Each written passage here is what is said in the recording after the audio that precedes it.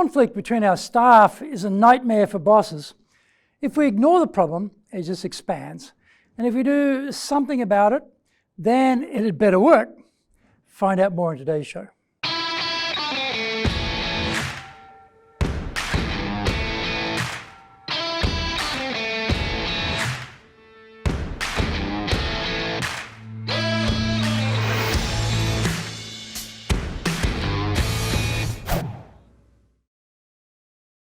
Welcome back to Year 6 of the Cutting Edge Japan Business Show, which we release every Monday.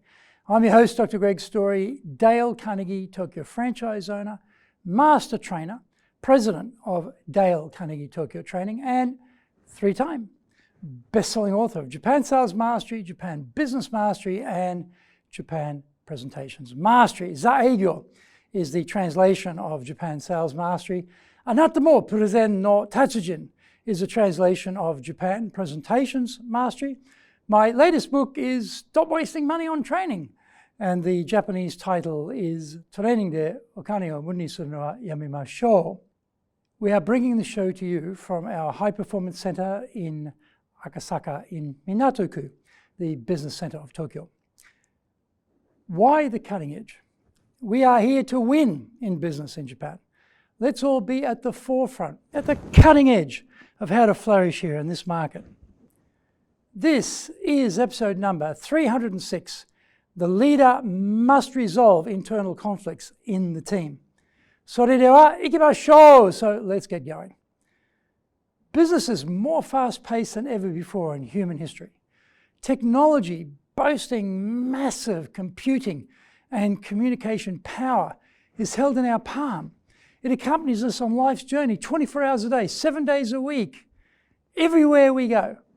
We are working in the flattest organizations ever designed, often at home or on our own a few days a week, or in noisy, distracting, open-plan environments. We're also increasingly thrust into the matrix relationships with bosses, subordinates, and colleagues residing in different climes. We rarely meet them face to face, so communication becomes more strained and difficult. Milestones, timelines, targets, revenues, KPIs are all screaming for blood. We are under the pressure of instant response and a growing culture of irritation and impatience. If our computer is slow to boot up, or if a file takes time to download, we are severely annoyed. 20 years ago, we were amazed you could instantly send a document file by email from one location to another. Oh, the revolution of rising expectations. Imagine our forebears who, when working internationally, had to wait for the mail from headquarters to arrive by boat, and they would wait months for the reply to arrive there, and then more months for the subsequent answer to come back. Super snail mail ping pong. Life was a wee bit more leisurely then, and people had a lot more independence through necessity. Not today. We want it, and we want it now. Look out, anyone who gets in our way. We have unconsciously designed a system guaranteed to produce more conflict in the workplace.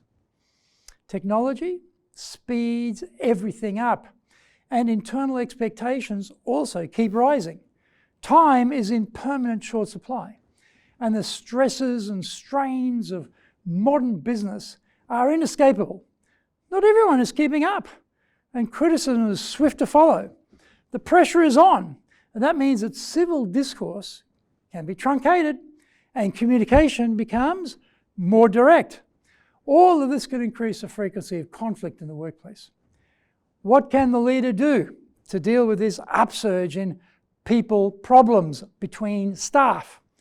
Let's analyze the issue in more depth.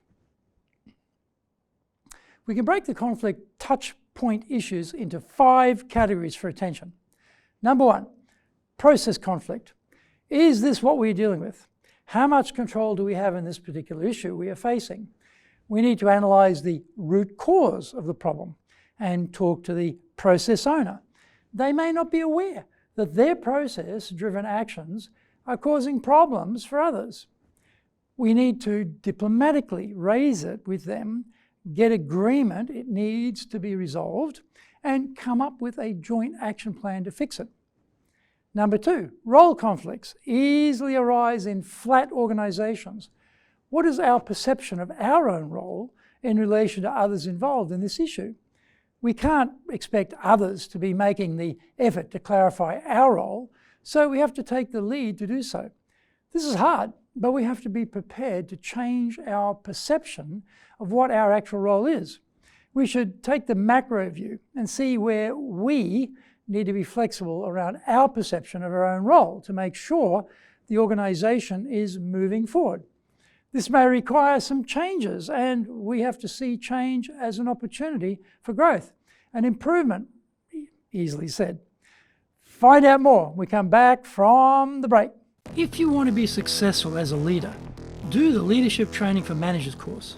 All companies need people who can both manage and lead.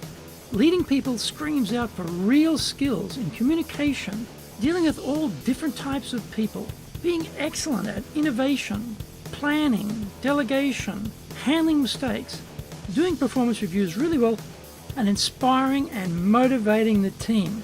Do the Leadership Training for Managers course now in either Japanese or English. Are you doing business with Japan? Do you really know how things work? Japan Business Mastery provides the answers. Do you have the right networks and know how to create them? Do you know how to get on the same wavelength with Japanese buyers? Do you know what being trustworthy looks like from the Japanese perspective? Japan Business Mastery is based on more than 30 years' experience in Japan and will become your go-to guide. Want to succeed in Japan? Buy Japan Business Mastery now. Welcome back. Number 3, interpersonal conflicts are the tough ones. We're confronted by the actions, behaviours and word exchanges which have taken place and the reported versions from others around us. We need to take a step back and ask, to what degree are my personal biases and prejudices affecting this relationship? Are people telling me things to suit their own agenda and stirring me up for no good reason? There are key things we can do to improve the situation, and we usually know exactly what they are, but we don't want to do them. However, we have to commit to making those changes, as difficult and painful as that may be.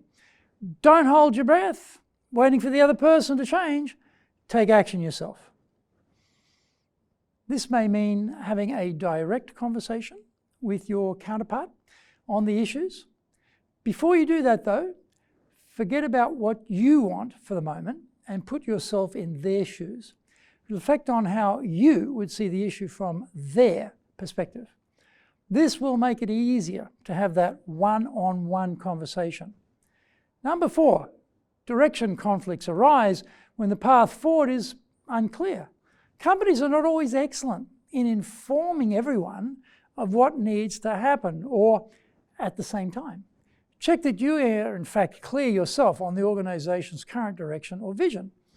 Bring up the discrepancy between you and the other party in respectful terms, in a neutral way. This is not about establishing blame, although we often like doing that, but about getting joint clarity about what is the aim and how it should be delivered together. Number 5, external conflicts are tough because by definition you lack power or control. Ask yourself whether you have a dog in this fight or not. Choose your battles carefully and concentrate on what you can do to improve things rather than wasting energy whining about what you cannot control. As a general rule, if you find yourself complaining about anything outside of your control, stop and reset your mind around how the situation can be improved. Ask yourself, in what way can we continue to move the organisation forward? In the words of the hardest working man in show business, the late Mr. James Brown, get on the good foot. Leaders have responsibility for dealing with staff conflicts, and there is no sweeping these under the carpet or ignoring them.